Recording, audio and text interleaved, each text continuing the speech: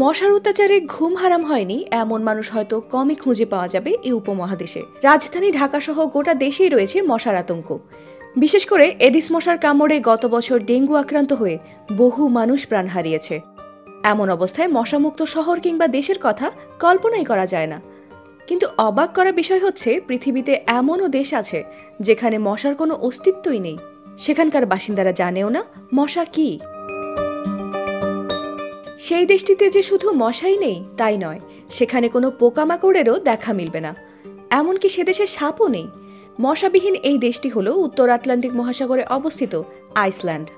World অ্যাটলাসের মতে এই বিক্ষিপ্ত জনসংখ্যার দেশটিতে প্রায় 1300 প্রজাতির প্রাণী রয়েছে, অথচ একটি মশার চিহ্নও সেখানে নেই।